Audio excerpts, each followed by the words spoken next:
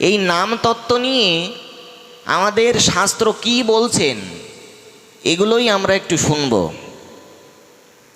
এর আগে আমরা একটু নামের জয়ধ্বনি দিই, বলিয়ে হরিনাম সংকীর্তন কি জয়।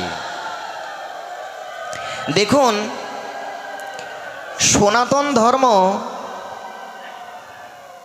এমন ধর্ম যে এই ধর্মে যদি আপনি কোনো বিধি বিধান যদি প্রতিষ্ঠিত করতে চান তাহলে আপনাকে বেদ প্রমাণ দিতে হবে।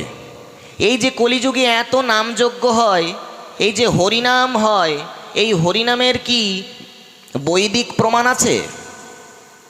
প্রশ্ন আসতে পারে। তো 4 বেদেই এই নামের কথা বলা আছে, সে বিষয়েই আমরা একটু স্মরণ করব। প্রথমে যদি আমরা ঋগ্বেদ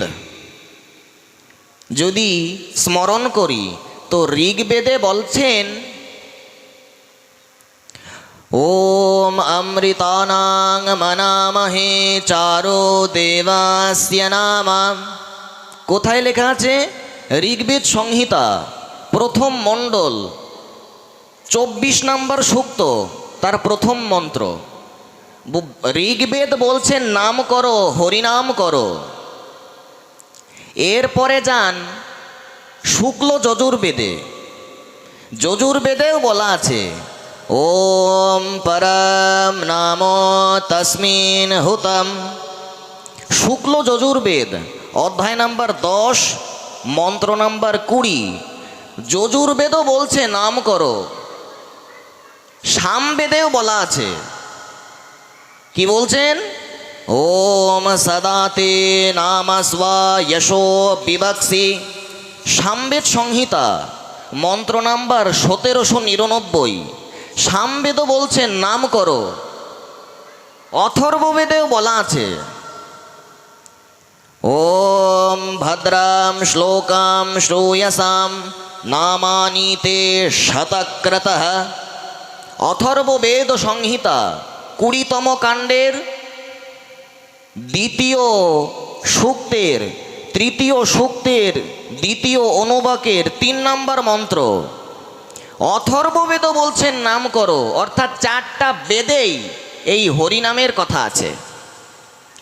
বেদ আমাদের বলছেন যে নাম করো। শুধু কি বেদে আছে?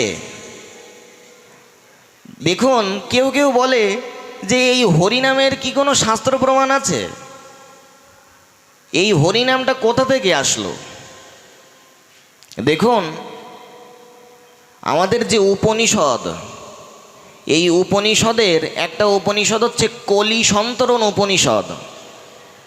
যেহেতু আলোচনাটা আমাদের তত্ত্বের আলোচনা, এই জন্য কিন্তু অত্যন্ত মনোযোগ দিতে হবে, নাহলে কথাগুলো কিন্তু মাথার ওপর দিয়ে চলে যাবে, আমরা বুঝতে পারবো না, কথাগুলোকে ধরতে পারবো না। এজন্য মনোযোগ দিলে আমরা সব বুঝতে পারবো।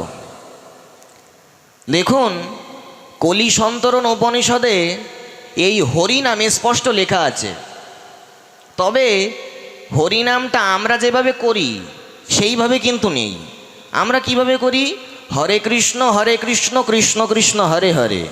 কিন্তু কলি সন্তরণ উপনিষদে আছে হরে রাম রাম রাম হরে হরে, হরে কৃষ্ণ কৃষ্ণ কৃষ্ণ হরে হরে। অর্থাৎ হরে রাম দিয়ে শুরু হচ্ছে। এখন যদি কেউ প্রশ্ন করে তাহলে বেদে এক প্রকার লেখা আছে, আমরা উল্টো জপ করছি, তাহলে এটা কি ভুল?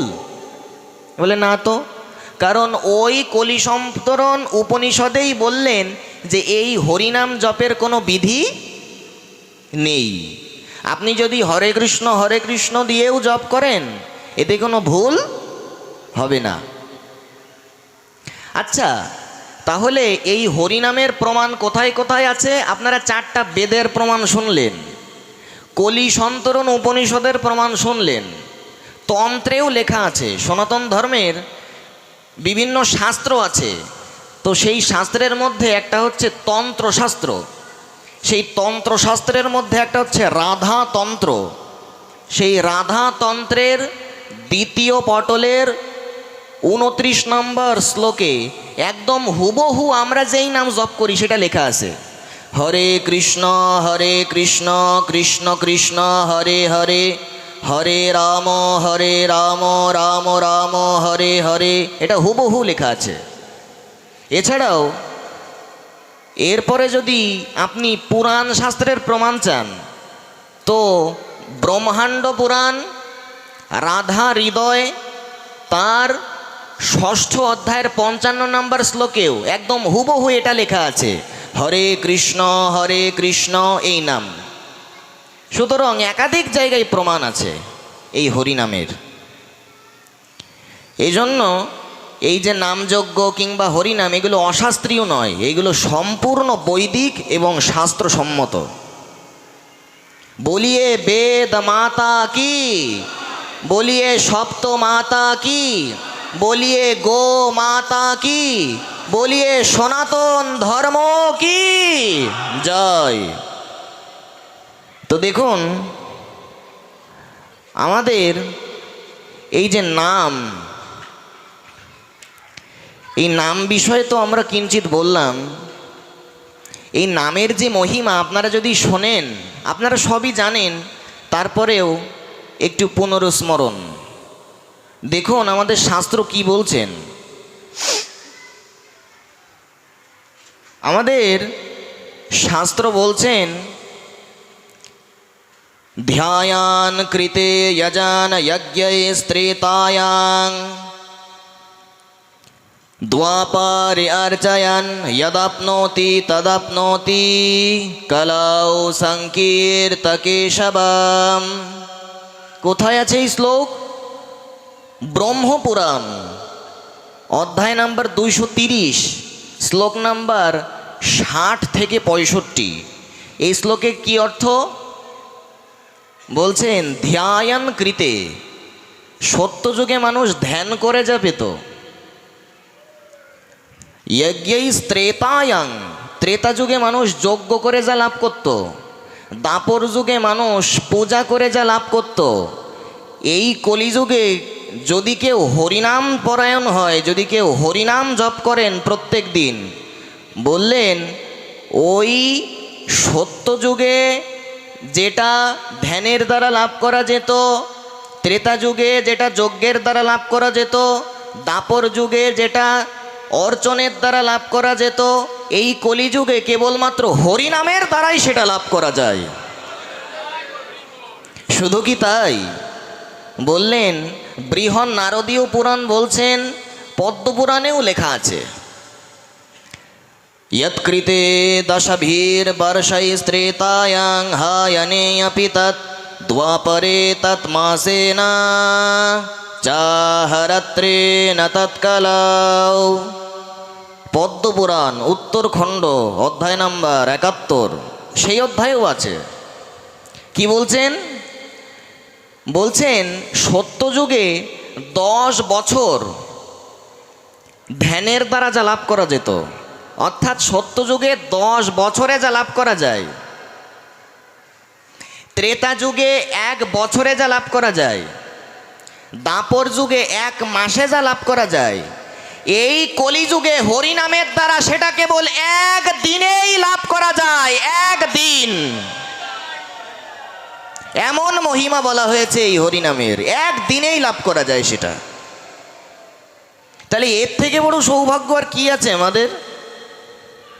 এই যে যদাপ্নতি তদাপ্নতি কলৌ সংকীর্ত কেশবম, এই শ্লোকটা বিভিন্ন শাস্ত্রে আছে। যেমন ব্রহ্মপুরাণের 230 অধ্যায়ের 60 থেকে 65 নম্বর শ্লোকে আছে, গর্গ সংহিতাতেও আছে। গর্গ সংহিতার অশ্বমেধ খণ্ডের 61 অধ্যায়ের 20 থেকে সেখানে সেই 61 অধ্যায়ও আছে। তারপর এই একই শ্লোক পদ্মপুরাণের উত্তরখণ্ডের 71 অধ্যায়ের 20 থেকে 25 নম্বর শ্লোকেও আছে। একাধিক জায়গায় এই শ্লোকটা আছে। শুধু তাই না, বিষ্ণু পুরাণেও আছে। বিষ্ণু পুরাণের ষষ্ঠাংশের তার 2 নম্বর অধ্যায়ের 17 নম্বর শ্লোকেও আছে এই একই শ্লোক। কোন শ্লোকটি? ধ্যায়ন কৃতে যজন যজ্ঞৈস্ত্রেতায়ং হায়নেয় পিতৎ।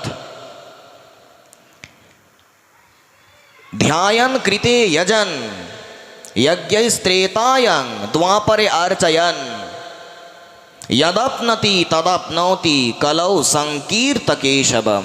যাই হোক,